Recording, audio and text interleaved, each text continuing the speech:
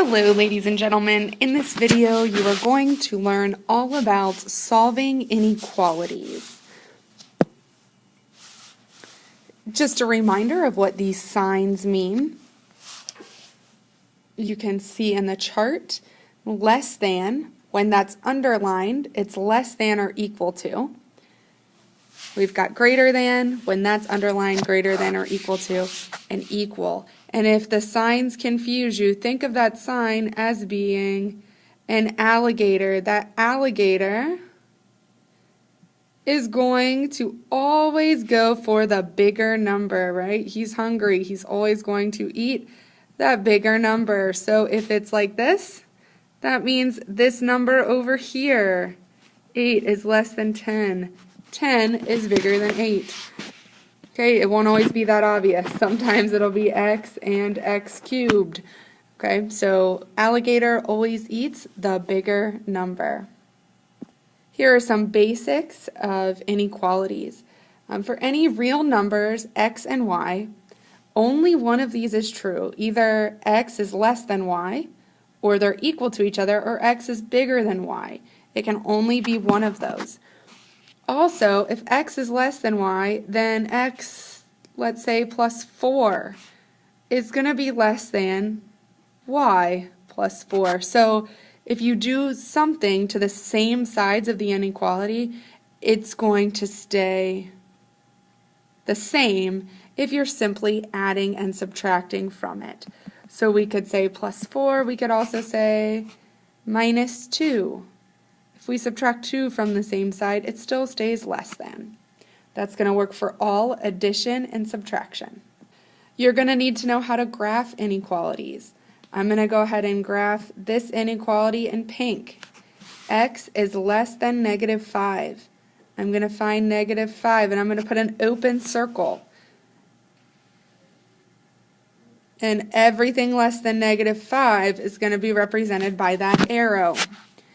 X is greater than or equal to negative 2. I'm going to graph that one in green.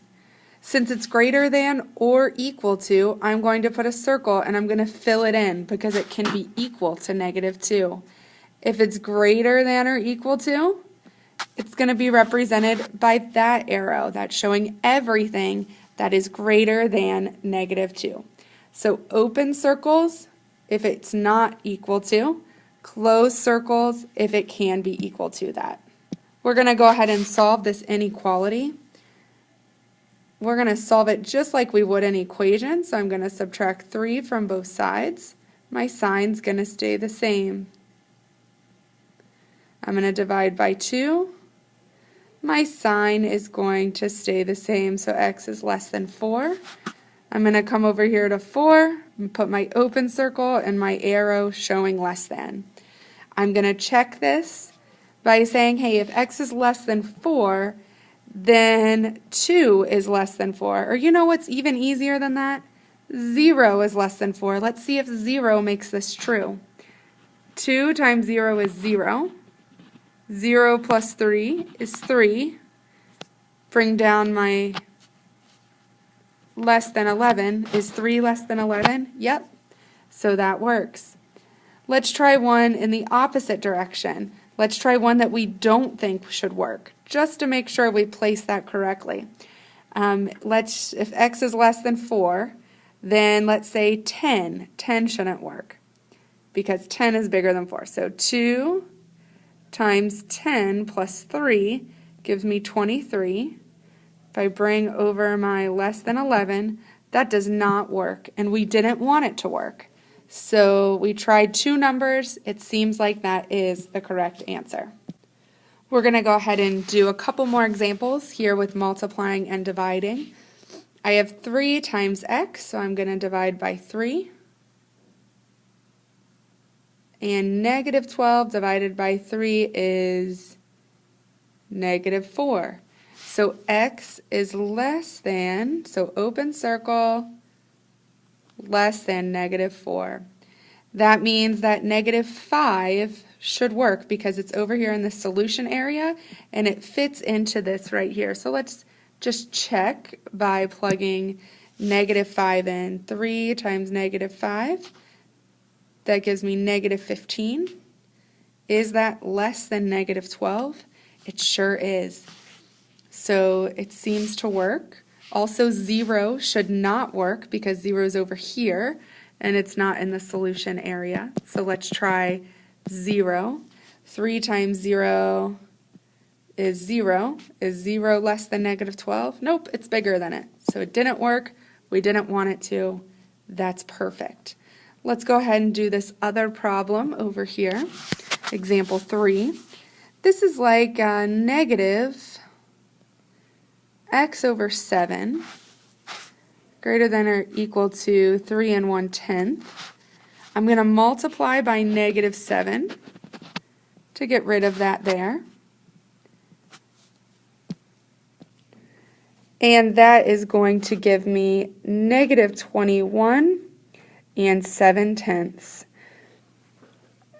Always before, we've just brought down the sign, but this time we multiplied by a negative. And whenever you multiply or divide by a negative, to solve it, you flip the sign. So this was greater than or equal to, it's going to become less than or equal to. And I'm not able to graph this because my graph goes off the page, so I'm just going to put over here 21 7/10. It's less than or equal to, so I'm going to close in my circle and draw an arrow. And to show the break in the graph, I'll kind of go like that, so you know I skipped a few numbers. Let's double check this just to make sure we are plugging everything in correctly. Oh, and I realize I just made a mistake here. It was negative 21 7/10. So this is incorrect. Negative 21 7/10 should be back here, right? Negative 21 7/10 with a closed circle and an arrow going off the page that way. So I apologize for that. Now we've got to check. So it seems like 0 is not in the solution set. So we're going to plug in 0 and it should not work. 0 divided by 7 is 0. Is 0 greater than or equal to 3 1/10? No. Okay, so that's good. 0 does not work. We didn't want it to. Let's try negative 28 because I know that's easily divided by 7. Negative 28 divided by 7 is negative 4.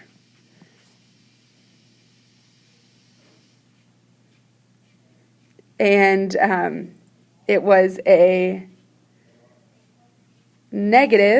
negative. Okay, so I've got a negative here and a negative here. If I was plugging in negative 28, two negatives make a positive. So I've got 4 is greater than or equal to 3 1/10, and that works. I just wanted to go over that one more time. It was negative x over 7. So if I make x negative 28 over 7, two negatives make a positive, so that gives me 4. That's why 4 is greater than or equal to 3 1/10, and negative 28 works.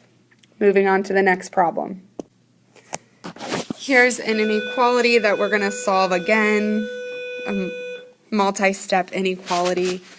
We want to get all of the x's on the same side. Just like when we're solving an equation, we're going to keep the sign the same unless we multiply or divide by a negative. So let's see what happens here. I want to get rid of this divided by 9, so I'm going to multiply both sides by 9. And that gives me a negative 45. Yes, that 45 is negative, but we multiplied by a positive 9, so our sign is going to stay the same because what we actually multiplied by was positive. Now I want to get rid of this 5x here, so I'm going to subtract 5x. That's going to give me my x's and my constants on opposite sides of the inequality. Our goal is still to get the variable by itself. just like when we're solving equations. So that gives me negative 50x is greater than 300. Again, that stays the same because we subtracted, and you don't change when you subtract. And we're going to now divide by negative 50. Now we are dividing by a negative. And so I'm going to continue over here. That leaves us with x. We divided by a negative, so my greater than turns to less than. 300 divided by negative 50 is negative 6. I come down here to negative 6. I have an open circle and an arrow pointing in the less than direction. If you have trouble remembering which one is less than, a little hint might be to think of this as being kind of a tilted L. Less than, the arrow is going to kind of look like a tilted L, versus if it was over here, it would be a backwards L. Okay, so less than, it's when it looks like an L. It's when it's everything to the left. Again, L for left and L for less than. So a couple different ways to remember that. Let's do our check again.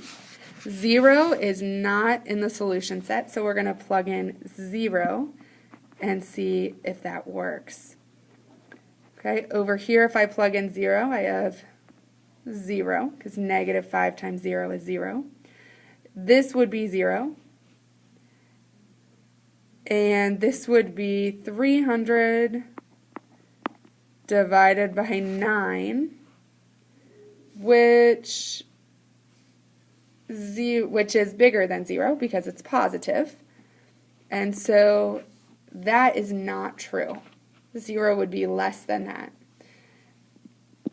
So we didn't want it to be true, so that's good. 0 is not a solution.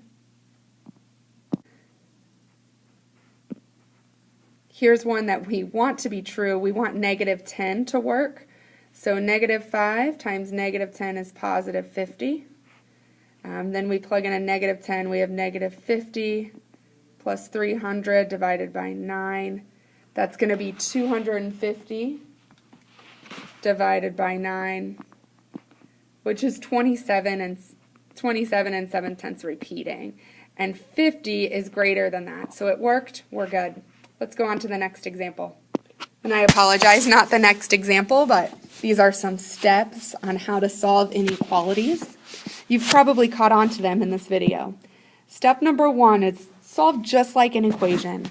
You're just going to do PEMDAS backwards the same way you've been solving equations for years.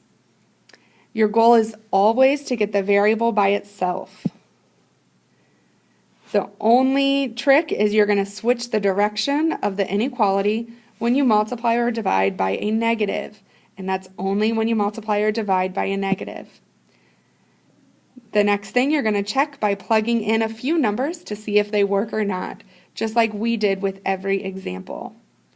Sometimes you're always going to choose one that you want to work and one that you don't want to work, and see if that keeps the inequality true. Here are some problems for you to try on your own. Good luck.